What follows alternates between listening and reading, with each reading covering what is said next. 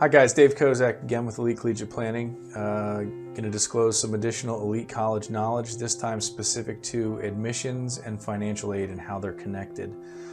We've done several interviews across the country with different admissions officers, trying to really drill down on how financial need has an impact on admission. And we've gotten several different answers, and I think the reality for most is if the school that you're choosing or that you desperately want to go to is a little bit of a stretch, there is some reality that being able to pay the full sticker price or the cost of attendance at that institution could work to your benefit.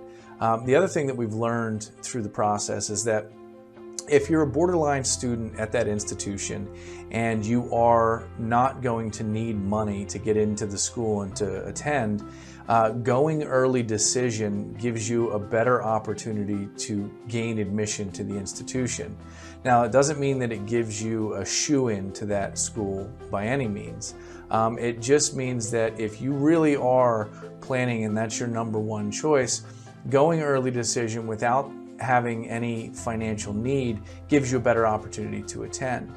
On the other side of that, we've asked a bunch of schools, if I go early decision and I do have need, how does that play out and does it affect my situation? And it really depends on how the institution does its financial aid. For schools that are need blind or resource aware or need aware, it can have an impact in the decision. For a school that is what they call resource aware, it's a school that understands what you have, that you may need some, you may not need some. For those that are need blind, it means they don't look at your financial need to base their admissions decision. Now, in all cases of everybody that I've gotten to that has given me candor in the response to this question, at some point there is a business to college and higher education.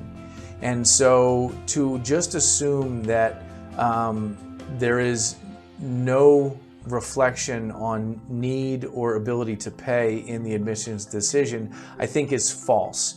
A lot of schools do a really good job in bias training, trying not to have that impact things. A lot of schools absolutely separate financial aid from admission and work to look at the merit of the student and the curriculum and all the different things they did in high school to determine whether they are admitted. There are some schools that weigh finance into the admissions decision, and there are others that do not.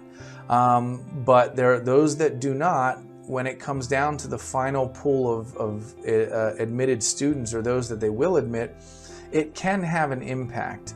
So to just assume that financial aid and admissions aren't connected, I think is false.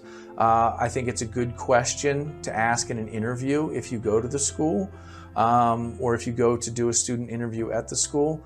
I think it's also somewhere where you can gain some insight from the institution as to how they look at your requirement for financial aid versus your ability to pay. And I think it ties right into the next conversation that you'll see in the next clip, which is early decision one, rolling admission, early action, and general admission pool. So if you want to see that video, click on the admissions video and I'll discuss that stuff. If you enjoyed this video, please like and share and subscribe to our YouTube channel, Elite College Knowledge.